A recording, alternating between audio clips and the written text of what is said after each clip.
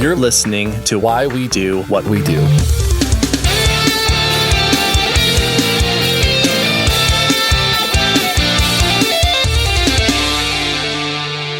Welcome to Why We Do What We Do. We are a psychology podcast. I am your host, Abraham, although it doesn't sound like me if you've listened to us before, due to some unexpected events, one of them being my voice right now. We were unable to record the normal episodes that we'd record in the time that we had planned to. So what we're going to do, since it's summer and people have got stuff going on and there's been holidays and my voice is kind of shot, is we're actually going to release a bonus nostalgia episode. Now, this isn't a normal nostalgia episode because typically when we release one of these, as you listeners know, we will add something to the end of it. We'll expand upon that conversation with the updated information. You will have noticed I didn't introduce my normal co-host, Jane, who couldn't be here today. So, this is just going to be just a re-release of that full episode. And this was our most popular episode for a long time. It's now our second most popular episode. So I'm hoping that people who weren't around to hear it the first time, who maybe didn't know that it was in our catalog, will get a chance to catch it this time around. So this is a conversation that we had with Dr. Stephen Hayes. This episode originally published December 27th, 2017. So it was several years ago, about the concept of grit in psychology, the sort of persistence and determination and what that means and how to think about it. And also it talks a little bit about acceptance and commitment training, acceptance and commitment therapy, mindfulness, and some other ideas. And so just wanted to, bring this back into our feed, have it show up for people so that if they didn't catch it the first time, they could listen to it this time. And even if you did catch it last time, it's been a while. So maybe it will be a good conversation to revisit. I think about this one kind of a lot myself. I reflect on it. I think about things that he said. Just a really great speaker and presenter, and a lot of people I think have benefited greatly from the work that he's done. So anyway, that's enough of this horrid voice that you've had to hear. Let's let past Why We Do What We Do crew pick this one up and tell the story or share the story that and the interview that we had with Dr. Stephen Hayes.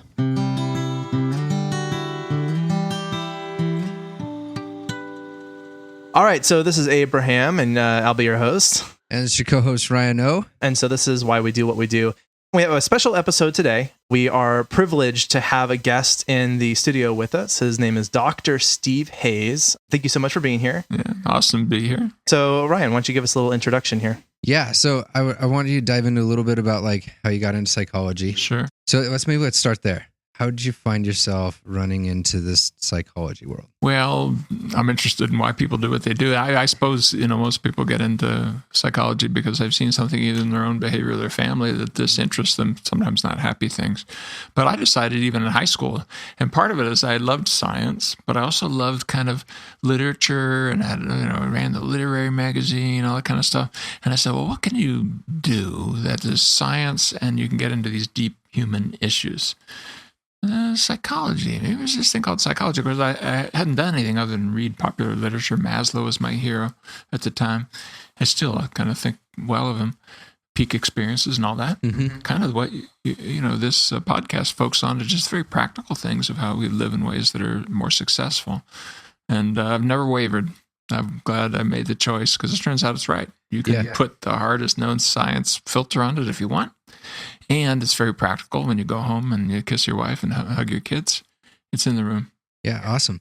So there's a lot of different areas that we can jump into, especially when we're talking about something such as acceptance and commitment therapy or the underlying language processes there that you've studied a ton. So today's topic that we want to jump into was largely known as grit, right? Yeah. Perseverance in a way. Yeah. That sort of thing. Yeah. Yeah. So I just want to kind of free flow this and see where it goes. One angle I like to take on here is just kind of look at popular resources that are out there. So Psychology Today, YouTube, and those sort of things. TED Talk. The one that was up top and everywhere was Angela Duckworth's book that came out in 2016 titled Grit. And she kind of talks about it as just passion and perseverance for very long-term goals. Yeah. So maybe we can start there. Is that something that we are okay with? Yeah, that sounds great. Is that an acceptable general definition, I guess? Yeah, it'll work. I mean, this kind of perseverance for long-term goals, things that you really care about, but that have an arc, take a while. It isn't something you can just do a one and done.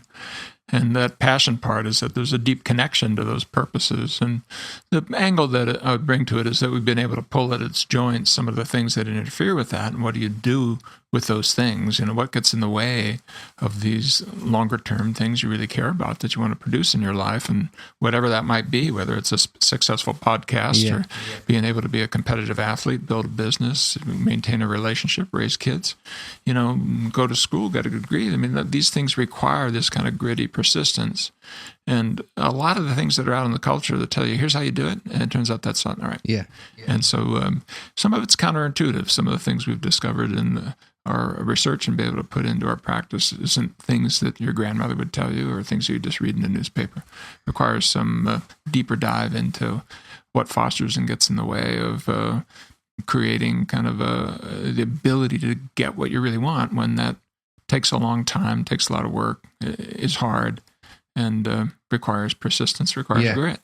Okay, so maybe what we can dive into is like, what's the model you kind of look at it from? Yeah. And then what are some of those things that I guess the research hasn't quite lined up with, right? Or you're learning different things. Like, let's just kind of explore that wherever. Well, I think most people, if they were just to talk about it and think, say, what in their family, in their background, with this common sense, what we would do, it would probably get kind of a willpower lecture or some sort of wagging finger about how you have to really try hard. You really have to keep pushing, keep trying, never give up. Things like that, which really amount to advice about persistence. But, if you dig a little deeper, and some of it's in Duckworth's work and what's in there, but there's some features I think we can bring to it. It's the depth of the connection to meaning and purpose that will carry you through, on the one hand. And I think also, on the other hand, not doing things that get in the way. There's a lot of things that, your grandmother might tell you to do, or that your mind tells you to do, that if you follow it, it's going to create problems for you. I'll give you an example. Let's say you're working with grit with an athlete. A very common thing is to focus on the form that they have to show and persist in it, but also to, keep their mind off things that distract, interfere, etc. That's a bad idea. That's a really bad idea. And there's not very good evidence of it, especially if you look long term. And why? Because when you try to keep your mind off something deliberately, it means you have to remind yourself as to whether or not you're no longer minding it, which means you just minded it again. So you get these loops within loops, this crazy way that our minds work, where if I'm focusing on distraction, let's say, I have a split now. I have the dis part. Don't focus on this. That's the dis part. Traction is just like traction on tires, right? It's what pulls you towards things. Dis meaning don't do it. So don't have traction towards that. Yeah, but if you're really thinking about that a lot, then you're thinking about that. And so how do we instead put something that's more like attraction? I mean, what do you focus on that might actually be able to capture and pull you across these barriers that you're going to run into if you have any kind of passion and purpose in your life? That's counterintuitive. And grandma probably doesn't know about that. And a lot of the coaches don't know about that. And so, etc. You look at places where people need grit. It's easy to do it in such a way that you actually you're working against your own interests in the name of fostering your interests, which really, that just sucks. That's not where you want to be. And we have some ways of helping people out of that conundrum, out of these kind of feedback loops that get in your way.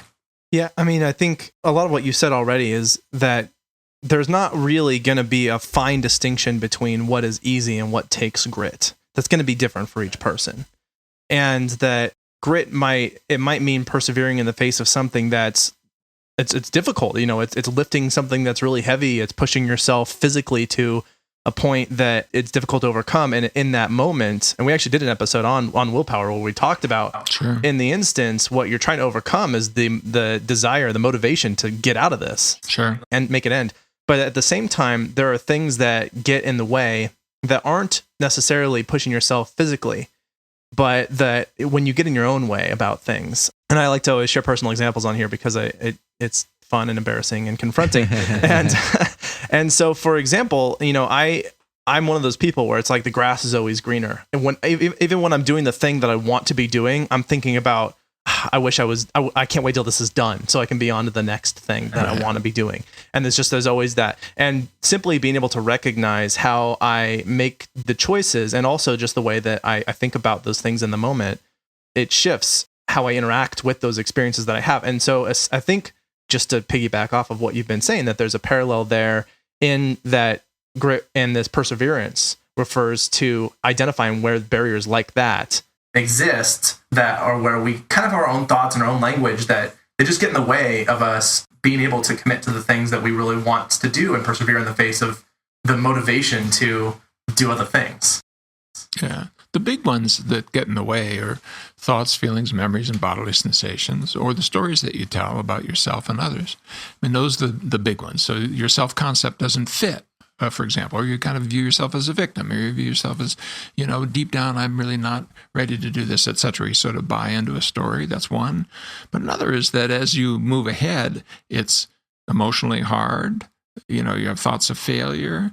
It can be physically hard in terms of, just your bodily sensations involved in doing hard things. And so what do you do when part of you is saying no? There's something aversive in there, difficult, challenging, emotionally, cognitively, or in terms of self-story and self-concept. And there, a lot of the advice is wrong. I mean, a lot of the things that we're told to do, if you have a negative self-concept, just believe in yourself and adopt a positive one. The problem is if you're trying to trick yourself, then you're kind of aware of the fact that you have two stories going on here, and then your mind's torturing you with all kinds of evidence that you're basically lying to yourself, you're a fraud, you're fooling people. It's just one of many examples where you end up, instead of keeping your eye on the prize, you're keeping your eye on the war within, and when it's won, then you can sort of get back to what you actually have to do here. That's exhausting and counterproductive. So the message that I would want to focus on is how do we connect with our passion and purpose in a way that'll carry us forward? But then how do we also deal with these barriers that come up and deal with it in a way that's more open and flexible and allows us to move quickly, not through them, not instead of them, not over them, not around them, but with them. It's very much like picking something up and carrying it with you. I mean, after all, your thoughts, your feelings, your memories are in you. They're not bigger than you. That's just an illusion of mind that there's something out there that can stop you. They're not a physical barrier. Figure out a way to put them in the pocket, put them in the wallet, and carry them with you. I mean, you don't have to make them go away. You don't have to change them. You have to relate to them in a way that they're no longer functioning as barriers. If I had a physical object in front of me, okay, I might need to figure out how to get over, under, around, and through. But my memories aren't like that. They're going to go with me. Yeah. My emotions aren't like that. They're going to go with me. So our own language and the advice that's in the culture actually is wrong, and sometimes deeply wrong. And we would all know that. Everyone would know that, except for the immediate effect of following that advice is often positive. For example, if you are worried about something and you try to distract yourself, it's only over the long term that you'll get into these self-amplifying loops of, a Verizon commercial that won't end. Am I there yet? Am I there yet? Am I there yet? And you're never there yet. You don't have the confidence. You don't have the self-esteem, whatever you think you have to have. But an immediate effect is positive. If I'm good enough, for a few minutes or maybe a few hours, or if I, instead of doing the scary thing, I'll do this other thing. Well, for a little while. So everything we know about how the human mind works is more impactful than then. Sure. Short, behaviorist, short-term tendencies, right? So we get drawn in like a fish getting drawn into a fish trap, into doing things that don't work. And then when they don't work long run, but they do work short term, to do more of them. Right. So we're doing more and more and more and more of what doesn't work. And meanwhile, we're surprised at why we can't lose weight. We can't stick to that exercise program. We can't persist through that business challenge. And it's because we're fighting ourselves instead of connecting with that sense of meaning and purpose that, can move mountains if we're able to bring together, your whole self and community, people who share your vision together to make it happen. So we kind of hid this from the listeners up front, at least, if they didn't know already. You have an immense amount of literature behind you, and a really cool movement. And we were talking before the podcast about how it's it's not just one person, right? It's this whole community. And I think you've actually done a really cool job. And at the end, we'll talk about what that community is maybe and where people can go. But I think this is relevant. So, I mean, over 600 scientific articles, 44 books, like there's an immense amount of literature here. Like, what are you guys finding for those people that are like struggling in the moment and trying to find, like, that are looking for these strategies? Like, what are you guys finding that actually works now? Well, part of what's exciting and really cool about what we're doing is, the work that we're doing on acceptance and commitment therapy, or ACT, and the underlying basic work. Initially a lot of it was applied to things like, mental health problems, substance use, etc. But the principles really came down to how to have a mind and not get in your own way. I mean, it's how to sort of be human and be able to remember and think and evaluate and compare all those things that we can do so wonderfully, that are linked to things like problem solving, creativity, and all the rest, but also can easily create our life as a problem to be solved and put on hold until our problems are solved, and then we can start living, and then the clock becomes a mockery, because you realize you're not living, and so forth. It turns out a lot of these things that feel like iron bars that, cage us in are like printed on rice paper. They're really not very heavy and thick once you see I don't want to say the trick, but once you see the illusion of mind, I mean, it's kind of like the Wizard of Oz with the big scary head, talking to you and telling you to go get the broomstick from the Wicked Witch of the West, and then what was it, the East? Anyway, before you're able to move forward, and then the curtain gets pulled aside and some frumpy little guy talking into a microphone, and not quite as serious. Don't pay attention to that guy behind the curtain. Just doesn't have the same impact as a big scary head. Yeah. And so when you pop the illusion of how the mind gets in your way, how the rules that you're adopting inside your head, the talk that you're doing, you're not very far away from doing something that's really fundamentally different. Not that it's not a panacea. It's not, choirs aren't going to sing immediately, but you immediately head in a different direction. So if I can give you just one example, take an example of a really, really difficult thought. If somebody listening to us has one where there's kind of a thought that you buy into that gets in the way of you doing something, like you really want to make something happen in business, but it's hard, or in a relationship, but you'd have to step into a space that's difficult. And if you can put it into words, like put it into a sentence, sing that thought and see what happens. Say it in the voice of your least favorite politician, see what happens. Or in Donald Duck might work. Distill it down to a single word, say it over and over again. I have a TEDx talk that's up if people want to see it. I walk through about 10 methods, for everything from giving your mind a name but it's not self-ridicule. It's a matter of kind of distancing, of being able to see your thoughts the way you might look at your hand, as opposed to seeing your thoughts the way it might look if your hand was covering your eyes. If your hand's covering your eyes, you're not seeing your hand. You're just seeing nothing. And that's kind of what we do with our thoughts. We let them get up so close to us that, to go back to that other metaphor, I know I'm mixing them now, but the dictator within is like the Wizard of Oz, scary floating head. I've got people emailing me from around the world who've let the words within dictate to them. And some of these simple methods, just opening up a little crack, like opening a window and then fresh air can get in, just a little crack, just a little enough that there's a human being in there who has a choice and is not just run on automatic pilot by whatever programs are kind of natural verbal conditioning inside her head. And it can become transformational in the sense that you now are in a different direction. You realize that I can take that thought with me and do this scary thing with this girl I want to ask out, or do this scary thing with this business I'm trying to get started, or whatever the case might be. And we've shown this in terms of task persistence. That particular method is called diffusion. It's a made-up word. It means to not be so fused with, a Latin kind of root word that means poured together with, the content of your mind. Instead of start looking at your mind the way you'd look at your hand if it was a few feet away from you. You can see the thoughts, but they're not dictating what else you can see. They're not running you. It's up to, it could be something useful in that thought. You haven't done your taxes. Oh, okay, thanks. I need to work on that. I mean, sometimes thoughts are really helpful. Sometimes, deep down, there's something wrong with you. Yeah, heard that, done that, doesn't help. I understand where it came from.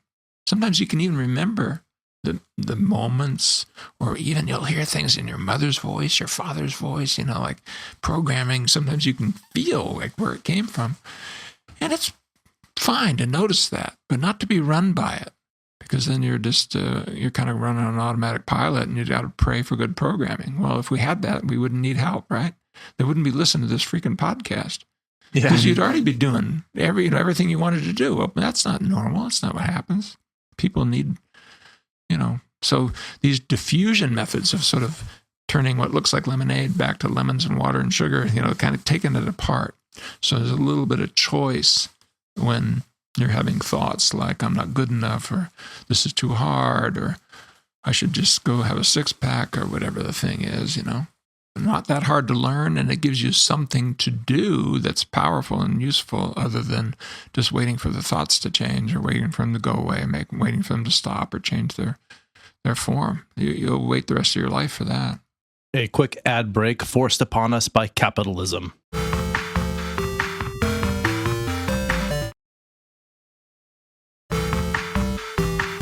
Let's get back to this conversation. So one thing that I sometimes think about when having these discussions, talking about willpower and persevering through things that are difficult, is making sure just that we make the point very clear. We're not necessarily advocating that if there's something that's going wrong in your life, that you have to be able to work through that and just deal with it. Like if you're being abused, or if you are having a terrible time at your job, or if there's something that is not in line with how you'd like your life to be going, that grit doesn't mean that I think we're generally talking about grit as being able to persevere through something that is working toward a value. It's recognizing that, or working in line with a value, not working, but not toward a goal. Recognizing that it's not that when there's something that you really should not be experiencing, and should is a term we can discuss later, but sure, it's one that it is absolutely not in line with the values, and that in general we could say this type of experience is not necessarily part of the human experience. It's not the part of the experience that we have to deal with things that are like traumatic and dangerous. And that might be part of, someone's job might be really dangerous and might lead to things that are traumatic. But just saying that grit doesn't mean that you just need to buck up and whatever terrible thing you're dealing with, just deal with it. But in the instances where you're dealing with something that is in line with what you'd like your life to be, and what your values are and what your goals are, there is something to be gained from being able to look at how your language plays a role in that. And just if you could comment on what you think. Well, there's, persistence, and this, the word grit can pull for this thing of persisting in the form that you have currently. And it really doubles down if you know that my work is called acceptance and commitment therapy, because that acceptance work sounds like, and furthermore, you should just accept your lot. Mm-hmm. And then persist to the form, really, which is, almost toxic, that combination. When the Acceptance and Commitment Therapy Act was first kind of hit the world, in a way that was sort of on the radar screen of some people in the culture, that was when it was written up in Time, 2006, in a 5-page story, my little 15 minutes of fame, with a nice little 2-page picture that I sent to my mother of my face in Time magazine. That was really cool. Yeah. But, immediately I got pushback from people who were saying, you're just telling the downtrodden to accept their lot. And, that this idea of persistence and acceptance kind of, as I say, it almost adds to it, is not that. What you're persisting with is sort of keeping the faith with yourself that what you care about matters, and that going in that direction matters.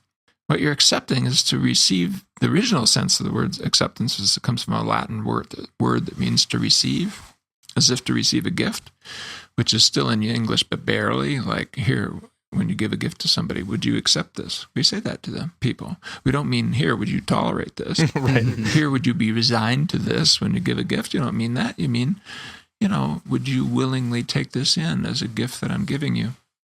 And inside, a lot of this chatter is a gift of our history. There's wisdom inside it, even the painful experience we've learned about. You ask this question, why are you a psychologist? A lot of people have had painful family histories and so forth, and they know something about trauma. They've seen mental illness. They know something about suffering. That's why they want to step up to it. Well, that's a gift. It's a gift. It's where your passion comes from. I bet you most people, if you think deeply about your passion, if you flip it over, it's also a place that you know how to hurt. If you're passionate about relationships, you probably know something about being wounded in relationships. If love is important to you, you probably know something about loss. So there's this kind of rich soup, in there of, I think persistence is more like keeping the faith with yourself. And a closer word would be almost something like faith, and not meaning religious faith, but faith and this kind of leap of wholeness. And it's right in there in some of the words that people would say when they're talking about, grit. They'd say words like confidence. Well, the fidens part is a Latin word that means faith. Oh, didn't know that. That's what it means. Fides, faith. It's the same root as the word faith. Okay? Oh. So, and most people think that you're going to get confidence by attacking your feelings of insecurity, which is the least with faith thing you could do. If you want to have faith with yourself, how about having faith with the fact that sometimes you have self-doubt? Sometimes you're not sure. Sometimes you have different thoughts. Open up to that. Put it in a wallet. Carry with you. That's a pretty self-faithful thing to do, right? So confidence, the behavior, con means with, right? With faith in yourself, is to persist in passion, what you really care about, not by form, but by this place that I care matters, and I can bring it into the world, bring it into my life, even when it's difficult. So take something like an abusive relationship. What people want are committed, loving, loyal relationships. If you're in an abusive relationship, at some point, you're going to find that in a different form, if you're going to find it at all. That means escaping from the abusive relationship. And so that takes grit. That's hard. Yeah. Your mind screams at you. You feel like you're going to be completely alone. No one's ever going to love you again. The person might be dangerous. There's all kinds of things in there, right? Plus, you probably love the person. You're going to have to walk away anyway. Why? Because what you care about matters. Because your life matters. What your passion is matters. That's a kind of persistence. That's with faith in yourself. That's a kind of confidence, right? That I can put myself into a healthy relationship and that people will care to be with me and so forth, even if my mind's telling me that maybe even what an abusive spouse is saying, which is nobody will ever love you.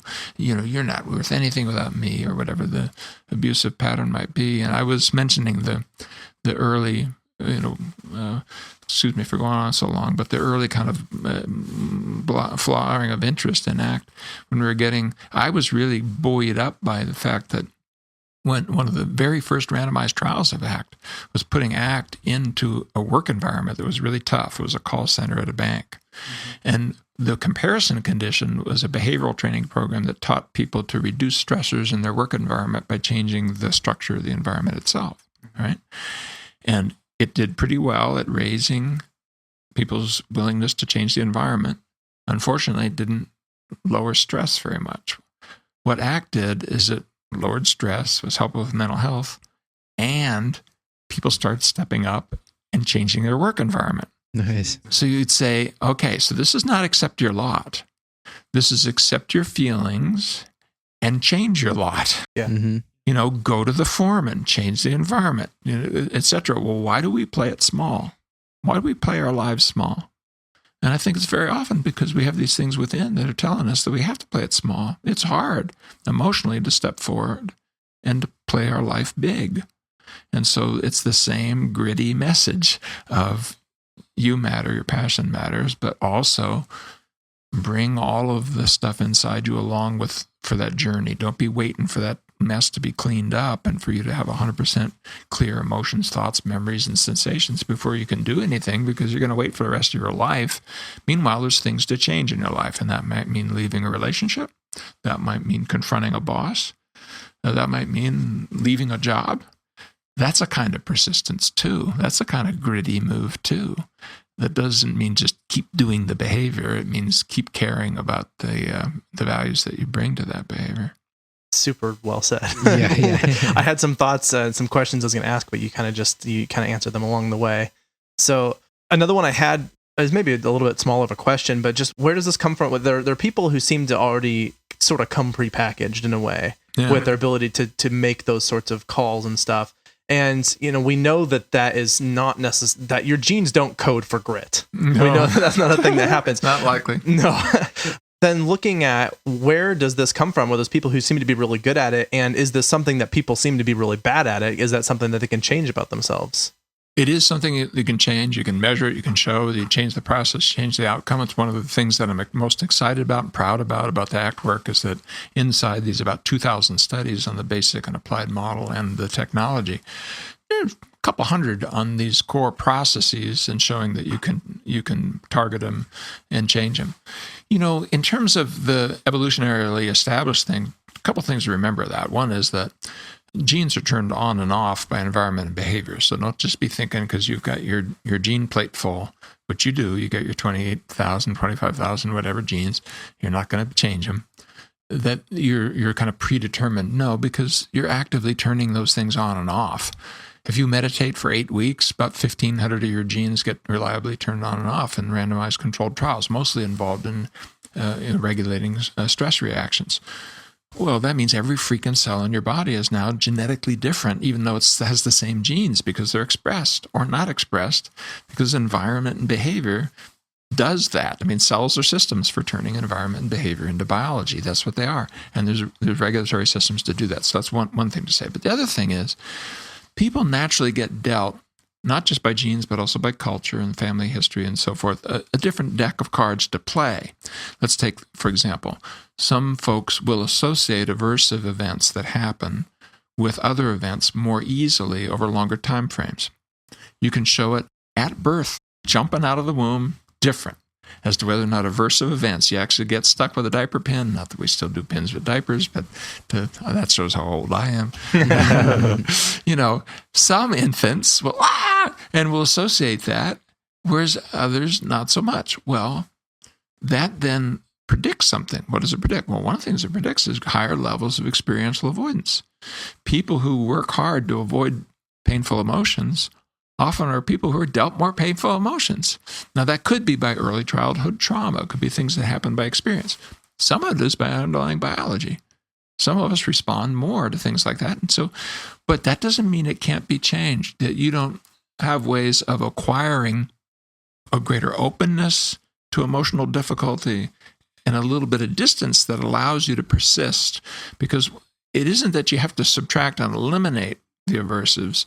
You have to persist through the aversives in a way that's not suppressive and doesn't blow up on you, where you're using kind of ways of coping or ways of being that are actually counterproductive in the long term. So if you can teach people, for example, these kind of emotional willingness and opening methods, people who have a biologically established, high-strung, easily associated with aversives kind of biology. And sometimes this is in families. Whole families are like this. And they're more prone to what? To anxiety disorders and substance abuse. You can show it. Why? Because both of those things regulate these built-in negative arousal and negative emotional motivation patterns. But if I can teach you how to open up to that emotion and persist just for a little bit, you can get to some of the positive outcomes that are down along a different pathway of larger rewards, but a little delayed, and you have to walk through aversives to get there. So you take this kind of fence that's keeping people caged in based on their biological, but also family learning and other history, and instead now this thing's been pushed out, and you have like a bigger domain, kind of a platform in which you can learn and experience consequences that are farther away or are more probabilistic or involve immediate emotional things or raise difficult thoughts or feelings or bodily sensations, have less power to restrain, restrict, control. That's a kind of freedom inside your biology. And oh, by the way, actually it turns out some of those things will actually start up and down regulating the very genes that are producing the reaction. So, and that's been shown that in the mindfulness studies I mentioned, but not just that, in animal models and in human models, both, that as you learn some of those skills, your basic biology starts lining up to make it actually easier, not harder over time. So a cool message about that is some of these skills that we can learn, these psychological flexibility, we call them, skills. I mentioned the diffusion one, the acceptance one, but there's a handful of other ones. you start getting your history, your behavioral patterns, and even your underlying biology working for you instead of against you. And it gets easier, not harder. So that's kind of cool. It isn't something you have to slog on for the rest of your life, you know.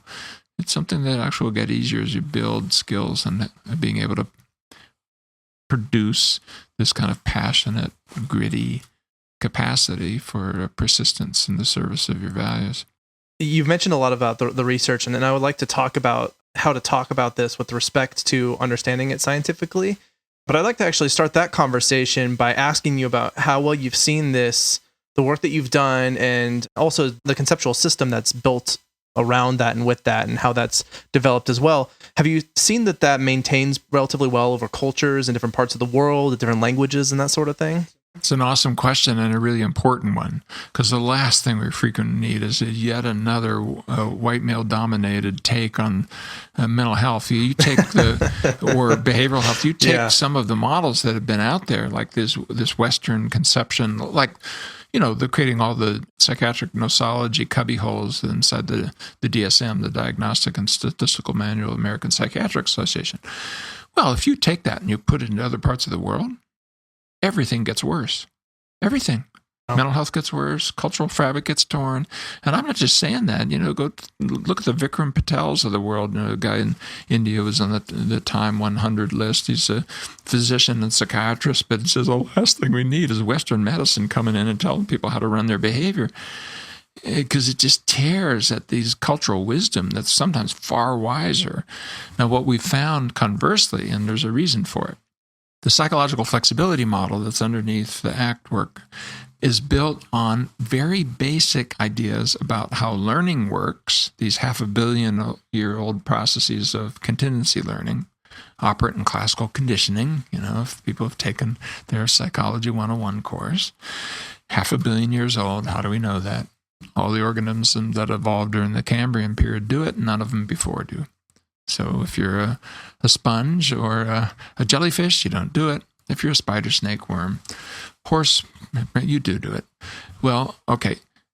These learning systems are then kind of impacted by these more recent kind of language learning systems that are evolutionarily far more recent and can get in the way of doing things that, for example, if you're taking something that associative learning or contingency learning makes hard, learning on the basis of delayed consequences, especially if they're probabilistic, is hard. So it's an easy fit. Where do you have a hard time in your life? Where do you actually have a hard time doing what you need? Almost always there's things where the immediate benefits make you one way and the long-term benefits. It would be better to study now, but on the other hand, I could watch another Game of Thrones. So it would be better to, clean up that mess with my staff person. But on the other hand, I can do that next week. And so these short-term, long-term kind of things. Well, turns out that language sometimes can actually double down on that and make it worse. And that's something that's newer. What you and I are doing right now is not something that dogs and cats are doing. We have pretty good evidence on that. It's probably only 200,000 years old, maybe 2 million years old. We know that chimpanzees don't do it. The 12-month-old babies do. And if you want to talk about it, we can talk about what I mean by what they're doing. Well, back to the cultural issue. If what we're managing is how this evolutionarily recent thing of being able to talk, reason, think about things symbolically, problem solve, and these ancient processes interact, that ain't human culture. It's human, but it's not something that should fundamentally be different in Japan versus China versus Africa. It turns out it isn't. We now have randomized trials on the methods, but also studies on the processes in 27 different languages in literally almost in every continent other than, I don't know anything in Antarctica, and in areas around the world that are defined all these different ways. We have ACT studies out of Africa. We have ACT studies out of China and Japan and all the rest. And we have these flexibility process studies. I'm going on too long as usual, but bottom line is the relationship between psychological flexibility, the things I'm talking about now, between connecting with your passion to foster that gritty movement towards, and knowing how to do something different with the barriers that show up that are based on the world within, thoughts, feelings, memories, bodily sensations. The relationship between that and success and behavior, between mental health problems, substance use problems, behavioral health problems, being able to be a good athlete or to lose weight, is exactly the same in every culture we've looked at. The levels may differ from one culture to the other. Some cultures are more experientially avoidant than others, for example. But the relationship between these processes and outcomes is the same every place that we've looked. And it should be, because after all, just being able to talk is not a cultural issue. How you talk. And that produces some things. Like in Japan, we talk about we, they, not I, you. That produces some differences in the underlying psychology, and we can model that and put it into our methods. Too long an answer. I'm sorry for going so, but the bottom line is no, that because it's so basic, what we're chasing, yes, culture matters. It matters on top of this. And we're talking about things that are down at the level of something like reward learning or reinforcement. That's not a cultural thing. Culture builds on that. That's the same. That's true with these things like diffusion, acceptance, attention to the now values. What the values are, what the issues are, that'll change from culture to culture, but not that they matter. Another interruption from the ads.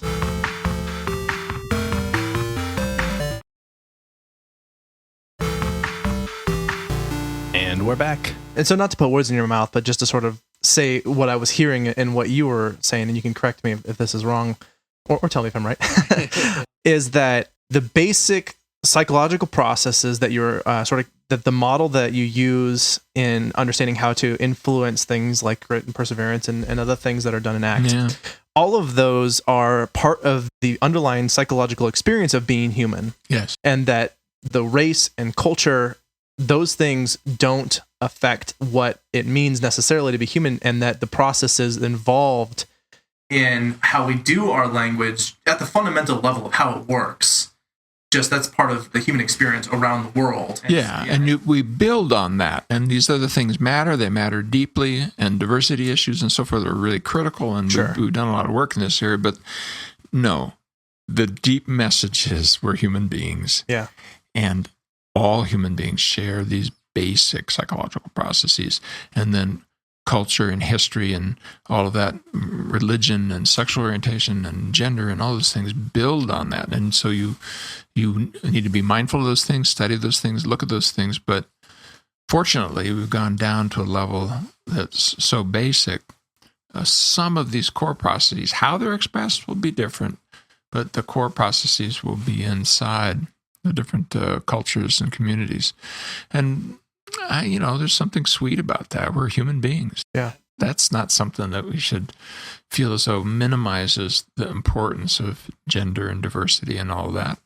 It puts it in a context that actually allows us to do some healthy and healing work, which we really need. I think the whole world is looking around and saying, holy beans, if we can't figure out how to deal with these differences between cultures and communities and politics and all the rest, we could be in real trouble. Yeah.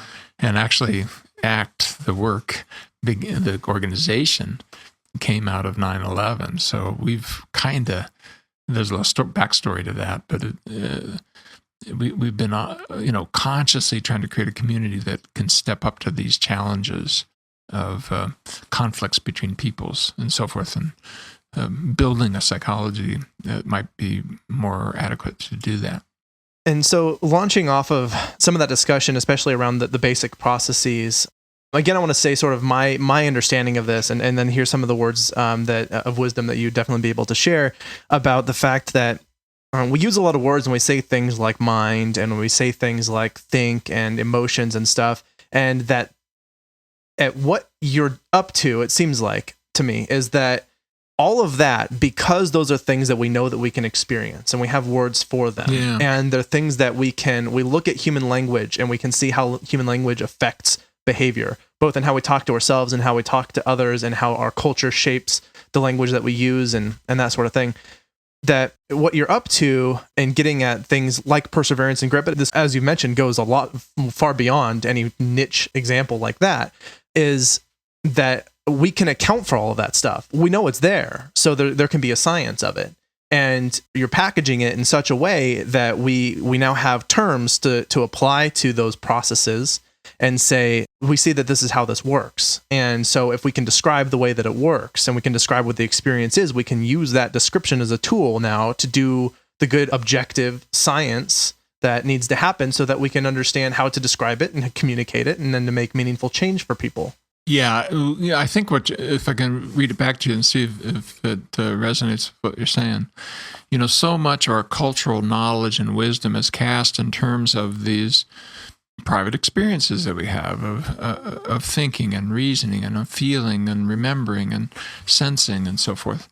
And it's been hard for objective Western science to get in there and kind of figure out how to treat that in ways that actually ends up being really useful and connects deeply with people in their actual experience, doesn't minimize or dismiss or hand wave about it. Oh, that's just this. No, it takes advantage. It takes the complexity seriously. And at times, as happened in psychology, is we've adopted terms that your grandmother could understand. They're just kind of lay terms, etc., and that could take you to a certain distance. But there's a deeper understanding that we need to get to. Part of what we're trying to do is to really understand, for example, how does this process we're engaging in right now work? Where did it come from? And how does that impact us? And as you do that, then you can kind of have your cake and eat it too, because you can talk normally. Take something like the word mind. I don't mind the word mind. It's a great way of talking about a kind of a repository of all these kind of skills of symbolic learning, relational learning, language and cognition, higher cognition that's in the human experience, where you're able to, talk about and interact with things in this very dynamic relational way. And that, collection of all these different rules, ideas, thoughts, evaluations, comparisons, predictions, and so forth, mind is a pretty good name for that. Sure. But if I just say, oh, you have to change your mind. Thank you very much, dude. How do I do that? Just think something differently. That's been looked at quite a lot. And in fact, we went through a wave in psychotherapy. I mean, I'm part of the cognitive behavior therapy wing to a degree, where there was way too much of detect, challenge, dispute, and change being applied to difficult thoughts. 25 years into the tradition, whoops, turns out that's not why the methods work. That's a little harsh to say, and I'm part of that tradition, but it turned out it was much more in line with the kind of thing I'm talking about, is that, thoughts are important, but you have to be really careful about detect, challenge, dispute, and change, because a lot of that gets your attention focused on the wrong things. So we need a deep understanding about how the mind works that connects with things you can actually do, things that are outside, not just, the brain made me do it, or my genes made me do it, but something I can do differently that changes how those things function in my life. And that's what we're doing with ACT. But turns out underneath it, there's this thing called relational frame theory. We've spent 35 years trying to develop a relatively adequate analysis of higher cognition and language. And we have an answer that's new on the planet.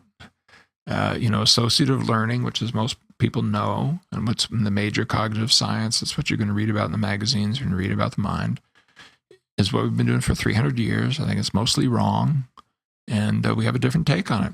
And because of that, but we're not, I'm not here, it's a little difficult to tell that story fully, but the more important thing is a different take that tells you very concretely, here are some things you can change in a person's life by talking, by giving them methods. I gave you some examples that are counterintuitive and are helpful. They're known to be helpful by Western science, tests of them, and many of them. So we're going to figure it out. And I say the we just means science. I mean psychological science. Right. But I'm also saying that the behavioral wing that I'm part of, the contextual functional wing, has new life there in the form of relational learning.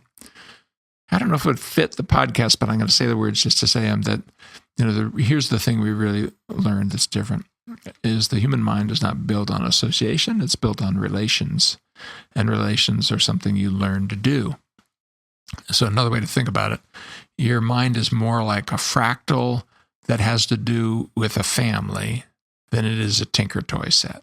or a Lincoln Log set, or a Lego block set. I'm dating myself to talk about Tinker Toys. But here's another way to say it. Person walks into a party, shakes a few people's hands, leave. Turns out they had a disease. They come in and say, hey, this is a contagious disease. Whose hand did he shake?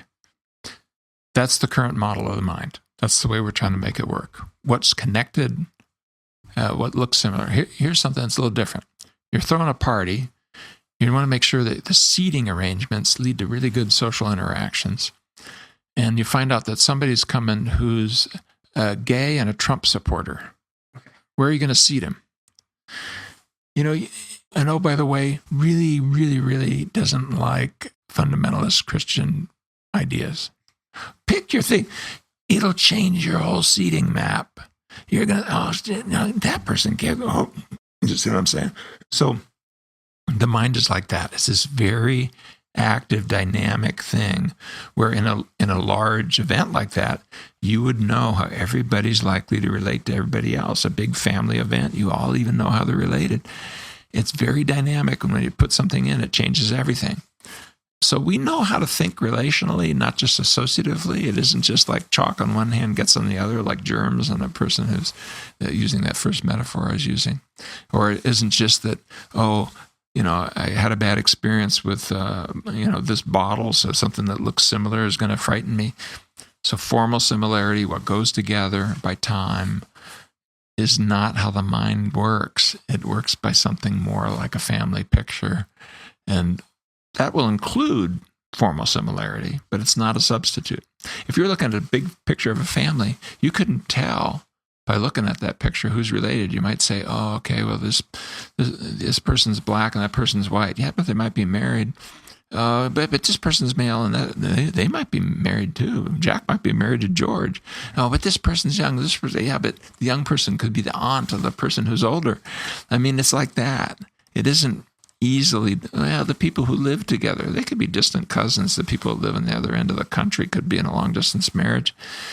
So, it's like that. Relationships aren't defined just by what they look like or where they are or time or appearance. They're defined by this dynamic process of, applying a frame of relationships. This is related to that, like when you've learned that somebody is married to somebody, or that they're a Trump supporter, or, oh, by the way, they're gay, or, by the way, they don't get along with the fundamentalist Christians.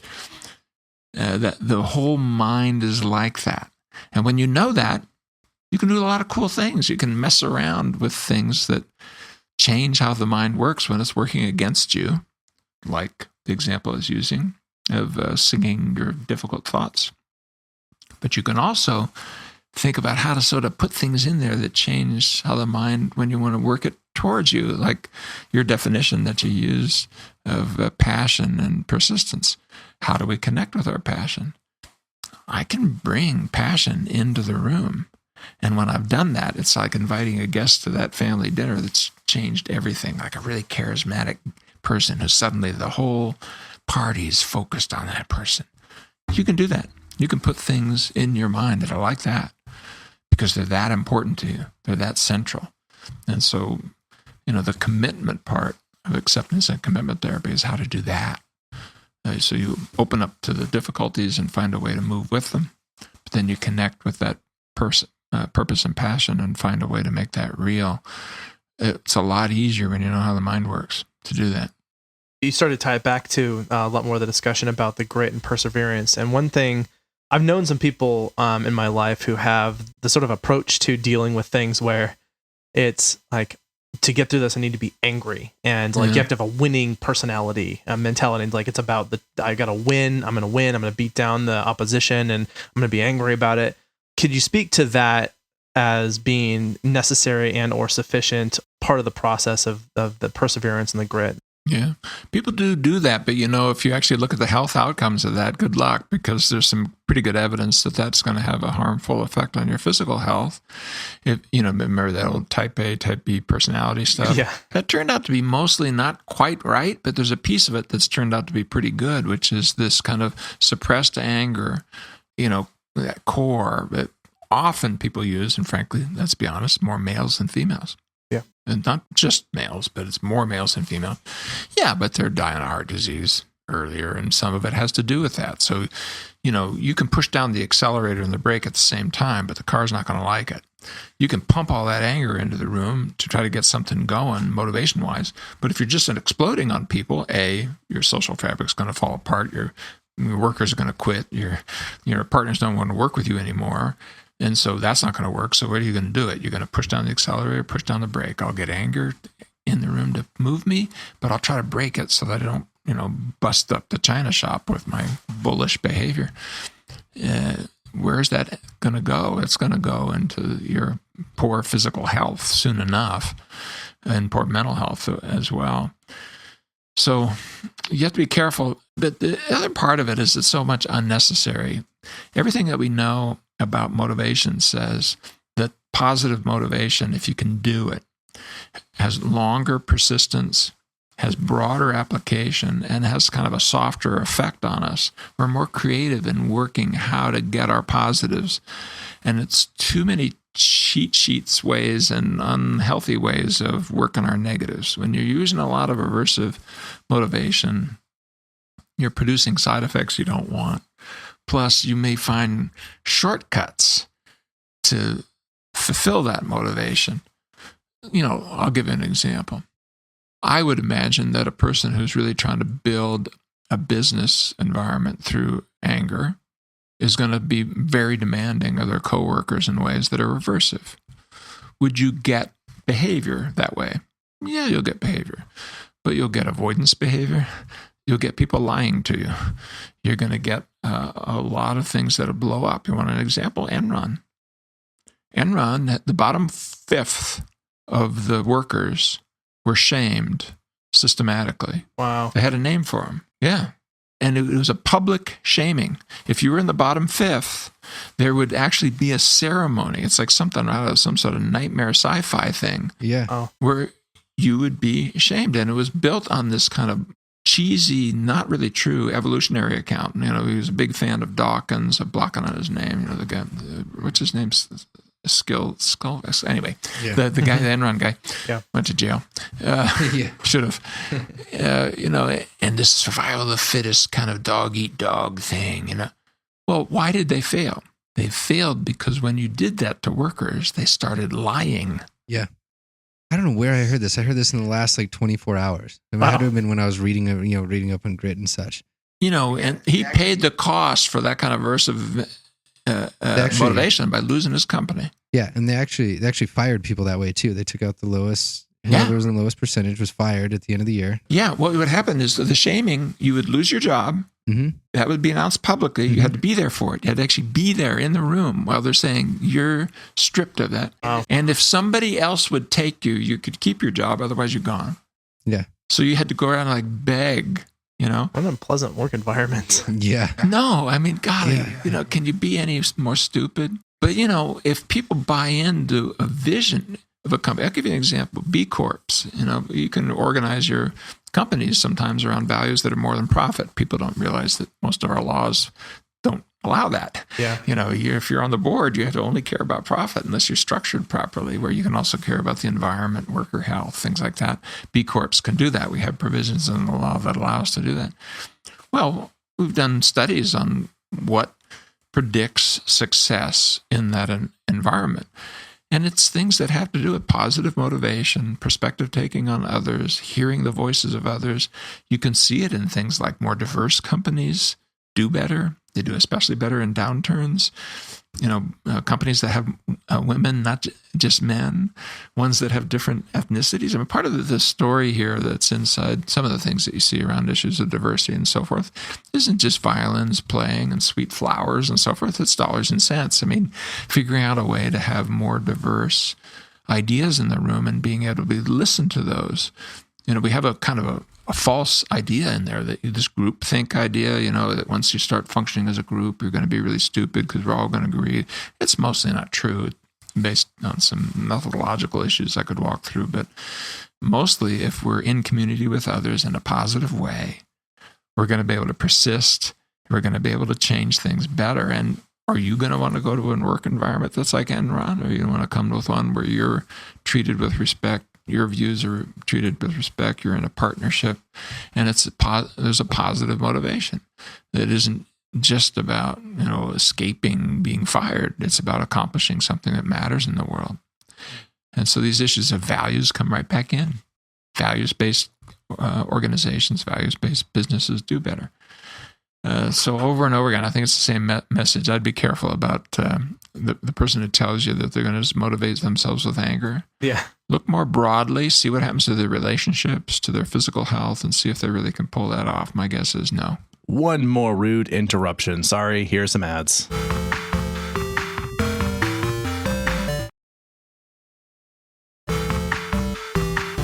Okay, back to that thought. Something else that you were speaking to in that sort of quick fix, a metaphor I was thinking of was going back to the idea of athleticism of like, oh, if I take this injection of this thing that's going to give me like, let's say just, I don't even know what drug this would be. Let's say speed. I don't know if that would do it, but let's pretend it's speed. I'm going to get this injection really quick. That's going to get me over the hurdle this one time. Like that's going to push me to be able to accomplish something kind of amazing right in this moment. And now I have a major health concern. It's almost the opposite of perseverance in the sense that in the long run, it can't work. Yeah. But in the immediate effect is that it will work. As you were saying, it's like the short-term solution. It does make sense that some people would cling to that because right off the bat, it's effective pretty quickly, but it doesn't last. No, that's exactly right. And you use the example of athletes, which is a really good one because grit is especially applicable there. I was there in Rio and, watched these spectacular world-class athletes in multiple events down there. My wife's from Brazil. We took advantage of going. And I saw people win gold medals who I know their coaches and their sports psychologists or ACT people. And I know what they're doing. I even know some of their names, but I don't have permission to say who they are, who won those gold medals. But, I also see, because I've done a little bit of work in sports, and I've done some randomized trials of how to do different things with sports-related things. Maybe I can talk about that in a second.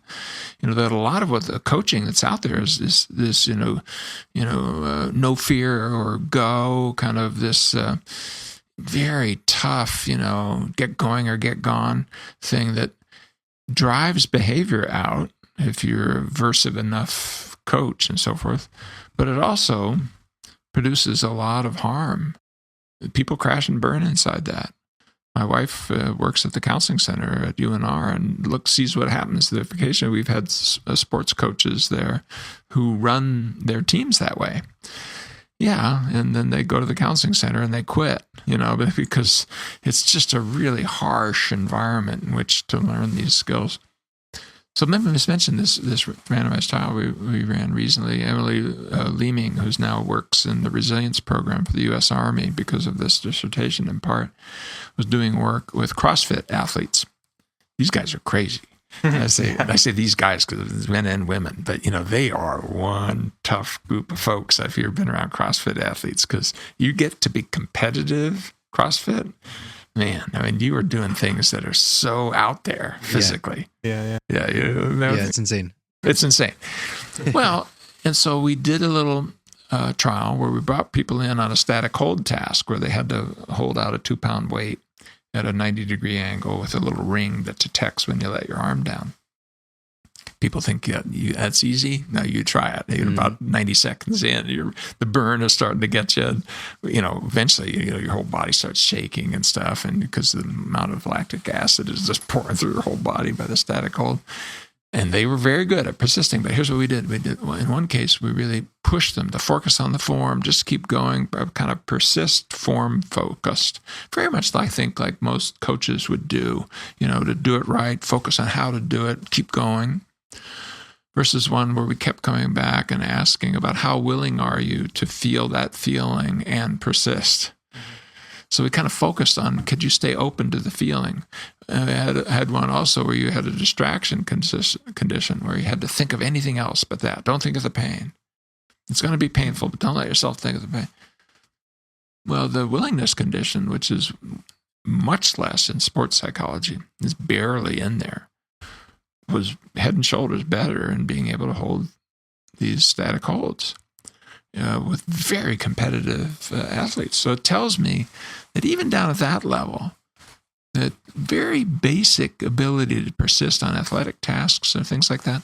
This idea of staying open, but also linking to this passion piece, openness not as an end in and of itself, but as a way to help you persist in what your passion is. That's a combo that really can bring something new into things like your athletic work, but also nowadays we have dozens of randomized trials on things like exercise, but also losing weight, but also being able to study, dealing with procrastination, stepping up to the challenges of physical disease, and on it goes. So it's a generally useful skill of accept and move. Open up, direct your attention towards what brings meaning and purpose in your life, and you can learn that. I was just going to ask you about things like pain management and weight loss. And when the things that aren't, as we had sort of brought up earlier, they're not necessarily require physical endurance, but they require overcoming the motivation to not do it. And things like weight loss is an important one when you're doing eating. Changing eating habits can be very challenging for many people. Sure. And that was the question. So you actually addressed that. I was actually going to share a story really quick where, because I'm familiar with some of the work that you've done on this. I have a almost debilitating fear of water and being in water where there's creatures that live in there that want to eat me. I was in Hawaii 7 weeks ago at the time of this recording. And a lot of the activities in Hawaii revolve going out and snorkeling and being, one of them in particular was a night snorkeling with manta rays, wow, which sounded really cool if I could be in a glass case where I didn't have to be in the water and nowhere near these animals. And I really had to, the whole time I was there, basically walk out into the ocean and have the experience of like, I am experiencing the terror that I'm going to be eaten by a shark at any second. And I'm also going to be here with what I'm doing, and I wasn't trying to distract myself. Right. I was trying to just be with it, as you were saying. And the fact that I was able to go out at nighttime of all places in the ocean and do this night snorkeling with the manta rays was one of the greatest experiences of my life. And I was fortunate that I could be there. And although I was screaming as the manta ray is coming toward me and is an inch away from my face, I also knew that I wasn't going to get hurt, and I wasn't putting myself in real physical danger. But I was able to have that experience, and that was because I could allow myself to be willing to experience that emotion and that arousal in that condition and still participate. There's just scores of studies showing that combination is helpful, even with these very, very practical things like the ones you talked about of facing our fears and moving ahead. And it turns out that that's some of how exposure works, actually. Even traditional exposure methods that we thought really, for the longest time, we thought, well, the way they work is that the emotion goes away and then you're able to do it. And that's not true. Actually, it works more by changing your relationship to those emotions and so forth.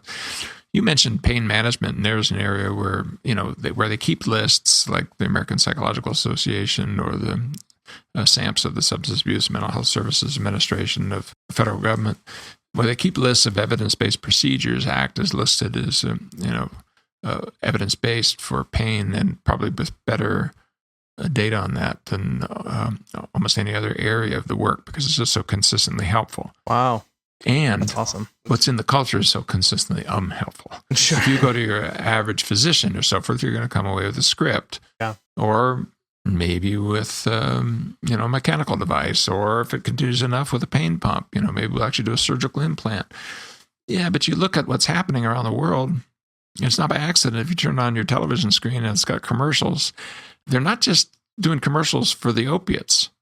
They're doing commercials for the thing you have OCI, opiate constipation producer, or whatever the thing is. And they're actually selling the prescriptions for the constipation, for the opiates, for the chronic pain on mainstream. To do the math about this, how much money it takes to put a commercial on mainstream network TV. And there's an insane amount of opiates floating around. We all know that. Where'd that come from? That came from pain management. It came from the Centers for Disease Control saying that Tylenol is too dangerous, better to use opiates. Literally, that's what happened. Because Tylenol can hurt your liver, etc. And somebody sold them on the idea that opiates were not that addictive.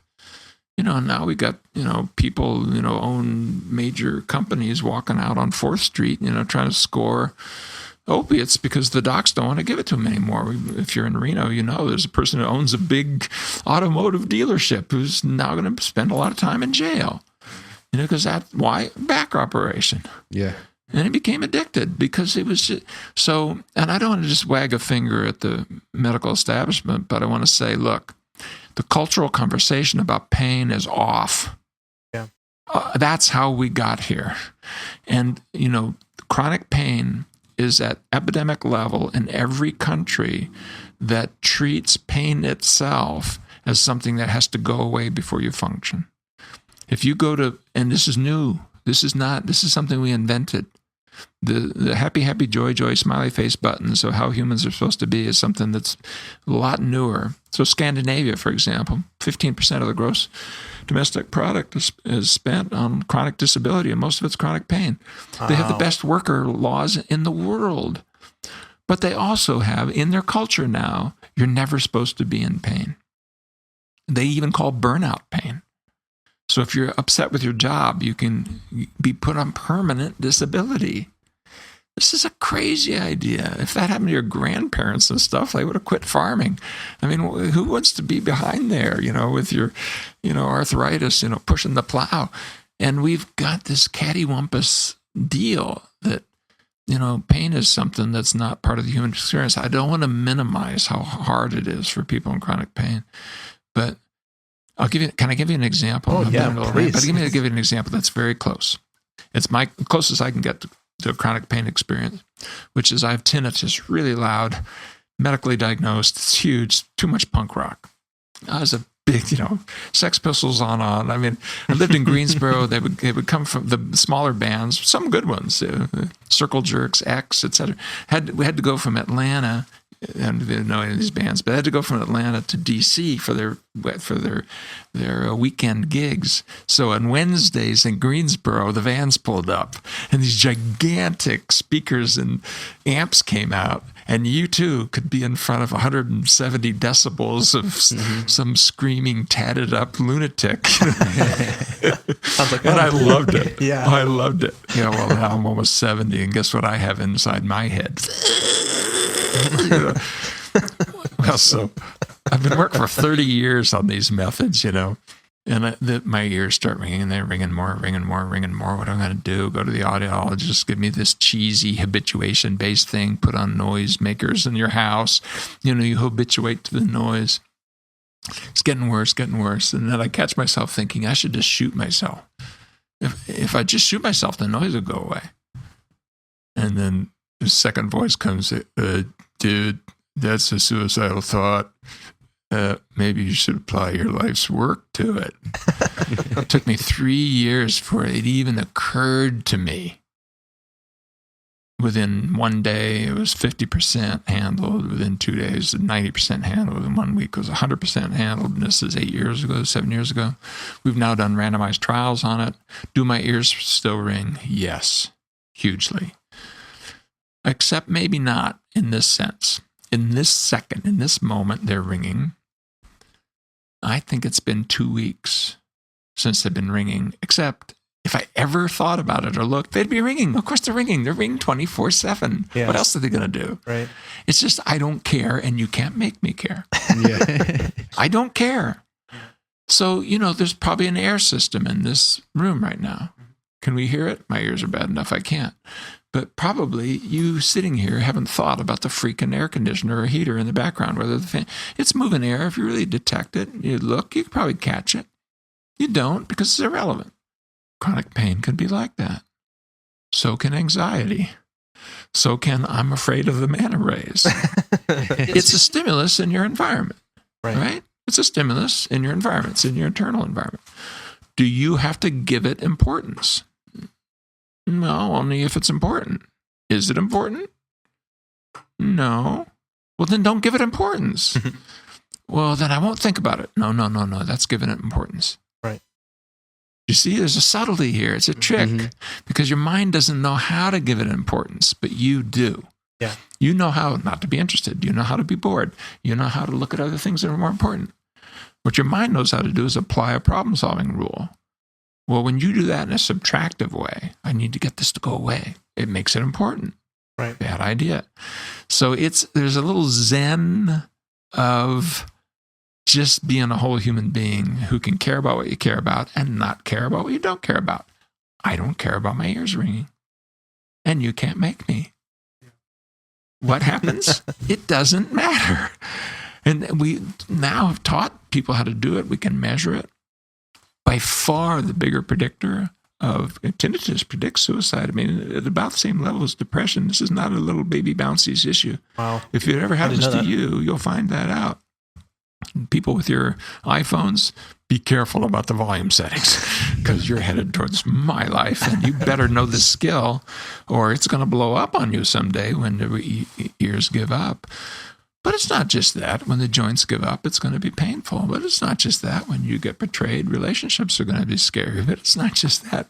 When you've had physical illness, you'll wonder whether or not you can keep going with some of the loss of function that will happen to you over time if you live long enough. So we need to put things in our culture, in our psychology that help us have the kind of gritty persistence that's kind and self-compassionate. Not the finger-wagging anger, you must do it or else. Yeah. That's looks like grit, but it's something more like aversive forcing. Coercion. And nobody wants to, it's more like coercion. I love it. That's exactly what it is. It's coercion. And you are not a dog to be whipped, even by you. Yeah. So treat yourself with kindness, but persistence matters. Passion matters. Living a life worth living matters. All right. Yeah, I love that. So, okay, I wanted to get into just a kind of a quick wrap up on like, where do people go next, I guess? So like you have this community, right? Yeah. That or community ACBS. Tell us just a brief little bit about that real quick. Well, if you're a member of the public and you're not a professional, the place I suggest people go, there's some really great self-help kind of things. If you're interested in the ACT space, get out of your mind into your life. This is there. The Happiness Trap. There's other ones. Just go on Amazon, wherever you get your books. Google my name, acceptance and commitment therapy, whatever. Ultra cheap, $12. I will usually advise is skim it, set it aside, skim it like one day. Don't do any of the exercises. If it speaks to you, go back and do it again. So now you kind of know where the overall story arc is, where we're going because you skimmed it. Do it slowly. If you hit an exercise that just you can't relate to, skip it. You can come back later. If you do that whole thing, it'll take you a month. To get help on Yahoo groups, there's a thing called Act for the Public. Just search for the words Act for the Public. Free to join. If you want complete anonymity, create a login name or whatever that gives you that. It's about 2,500 people reading ACT books and stuff, not just mine, but other people. Wonderful community. Some people hang out for years. They've really become wise. I've interviewed some of these people. I've met them directly. They're just inside their suffering and then getting on top of it and kind of figuring out. They just are so awesome and they have so much wisdom. Plus a whole bunch of ACT, treatment developers and people like that hang out on the list and will contribute. There are web-based resources for free and stuff. The TEDx talks I've mentioned. You can look at Jonathan Bricker's, mine. There's some others. There's an ACT YouTube channel you can look at. If you go to stephenchayes.com, you can kind of log in for my newsletter. I've got a freebie up right now of how to turn pain into purpose. Just a little 8-minute kind of rant and kind of some guidance about how to do that. If you're a professional, but professional doesn't have to mean a PhD in psychology. If you do anything where this would fit in your role, if you're a teacher or a coach or a nurse or an OT or a PT, anything where you have sanction in your society to do that and this is relevant to it. Even just owning a business, whatever. Search for the Association for Contextual Behavioral Science and consider joining. It takes we have our dues are values based. And that means you pay what you think the work is worth to you, given your ability to afford it. I think our minimum is $13.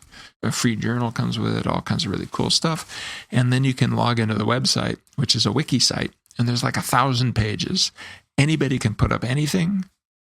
Don't put up porn. And so far, nobody has.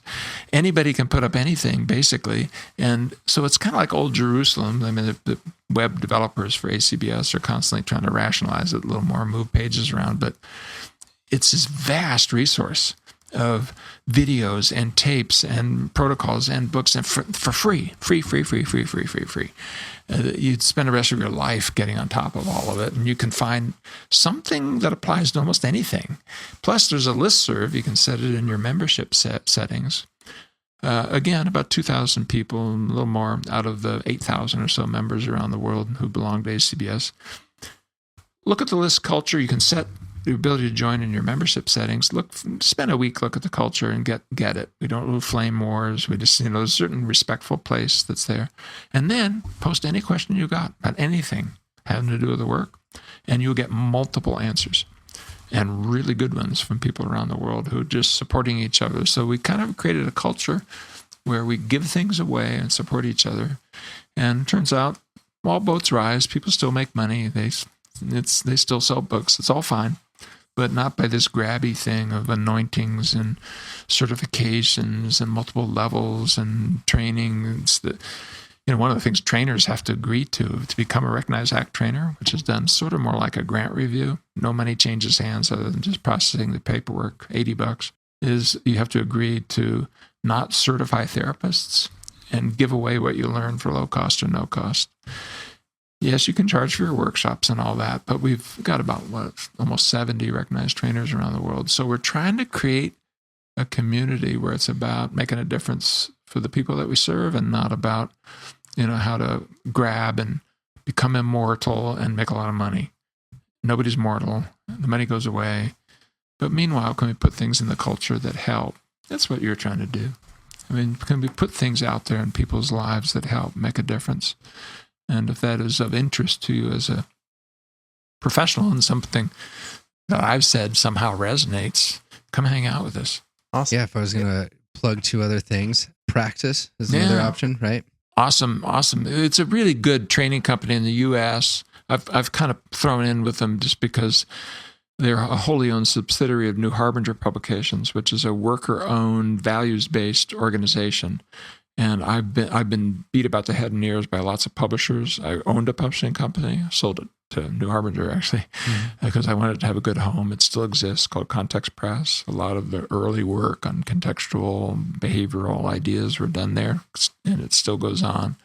And they created a training company called Praxis. So if you Praxiscet, which is continuing education and training, they offer workshops around the country on ACT, including things like boot camp ACT for behavior analysts. We're actually reaching out that way. So some specialty kinds of things. So that's a great mention. I'm glad you did, especially if you're a professional and you want to, actually acquire ACT skills. There are places to learn it. What was the other one?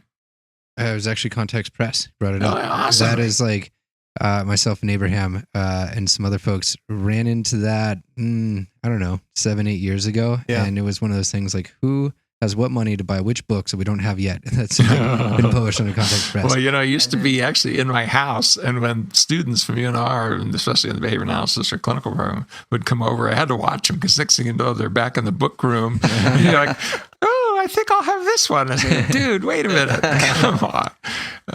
Let's make a deal. I'll sell to you really cheap or something good. Yeah, Context was something that my ex, Linda, and myself created years and years ago and built out into, we had published 70 titles. And now, because it's continued on, it's probably 100 titles that are Context titles. Yeah. No, they were always reasonably priced. We were just grad student dollars and trying to get whatever we could as fast as we could. I have about a third of them myself. Yeah. Well, and one of the things, and this is probably not in what the listeners care about, but just to say in terms of podcasts and things like that, you find these pivot points, these places where you can change the world. Books and videos and podcasts and TED Talks are pivot points like that. And I just knew that early on and created, along with Linda, a publishing company because it allowed us to get things out there that were a little on the edge. And at the time, the late Ogden Lindsley, who was a student of B.F. Skinner, had this phrase where he said, "You count your publications, but books count." And it's true. You can change people's minds with a book. So we've been building the base for what I'm talking about by putting the things in place to help people kind of learn and participate and contribute. And I'm really proud of the fact that there's way more books on ACT and RFT than anything I would ever do. And that's just awesome. But it started with Context Press. Yeah. Cool. Yeah, it was actually the first time I contacted you was like an email about, hey, what was the role of Context Press? It was something that I probably said, I'm so glad you asked. you did. Yeah. Because nobody asks that. Uh-huh. Nobody understands. They don't see the game. Yeah. They see the end result of the game. Mm-hmm. But there was all these little things put in place. And, in the early days of Context, I'm sending the books. Before, yeah. I'm putting the book orders in the spreadsheet. I'm a freaking PhD, right? I'm driving down to the post office, putting them in there, getting the things out of the post box. I'm doing the layout. It just was insane. At conferences like the old CalABA, the Association for Behavior Analysis in California, who's behind in the booth? Steve Hayes is in the booth trying to sell you books, not books I've written sometimes, but that's how that change happened. Mm-hmm. Because then people could read about some of these weird philosophical ideas, theoretical ideas, new wave. So it's kind of missed how it happened. People focus on what happened. And I liked the question. Yeah. Because people can use it. What you're doing right now with a podcast is an example. This is like a trim tab on a boat. It's just this little freaking tab, but it makes the difference as to whether or not the boat sails this way or that way, whether there are planes or not. It's a tiny little thing. Little trim tabs. You're doing trim tabs on the culture. Yeah, I appreciate it. Yeah, thank those you. are. Yeah, I remember distinctly getting back like a page and a half email. I was like, I was probably excited that somebody asked. And I'm pretty sure, if I remember, I think it was like 3:23 in the morning. I think I remember when that, like the timestamp when that came in. And I was like, "What's this guy doing up?" Replying in such length with how busy he is. So I appreciate it. It's kind of like email is another trim tab. I have a rule. I respond to every email. It's an insane rule. It gets harder every year, but it matters because. Who knows who you're talking to? Yeah. You may be talking to somebody who if I could tell a quick story, I know, but, Dermot Barnes-Holmes is why there's a really vigorous theory of language and cognition, the relational frame theory in the basic labs. I'm just a clinician. Yeah, I came up with a theory, but I can't do enough studies. Dermot, as a student, sent out letters to a whole bunch of his heroes, B.F. Skinner, me, and a bunch of people. He got replies from 2 people. B.F. Skinner and me.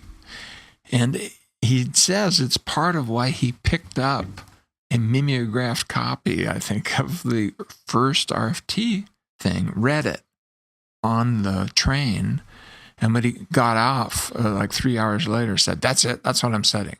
Mm-hmm. So you don't know what you're doing when you respond to an email at 3 a.m. Yeah. You may be changing the world.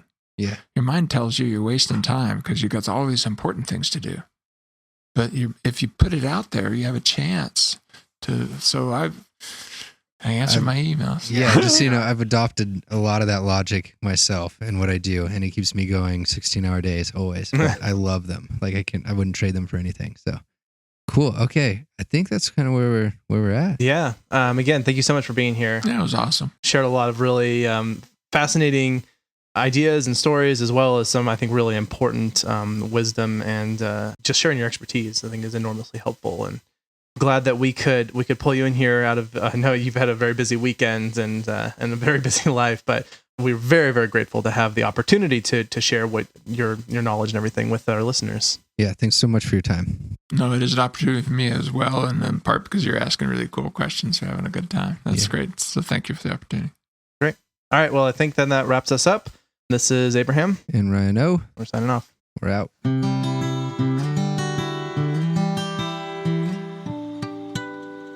Thank you, everyone, for joining us on this little trip down memory lane.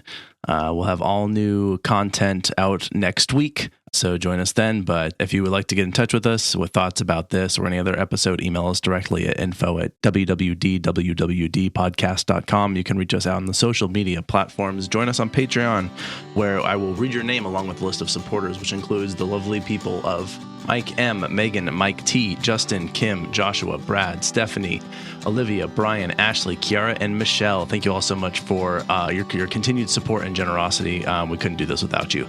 As always, thank you for listening. Thank you to Dr. Stephen Hayes for his contribution to that episode. Thank you to Ryan, my co-host at the time. And of course, thank you to Shane, my constant support here. If you reach us on social media, you will talk to our social media coordinator, that is Emma Wilson. And audio engineering and magic making happening is Justin, and writing and fact checking from Shane and myself. I don't even know how to close this thing without Shane. I'm just going to say thanks. This is Abraham, and we're out. You've been listening to Why We Do What We Do. You can learn more about this and other episodes by going to www.wwdpodcast.com. Thanks for listening, and we hope you have an awesome day.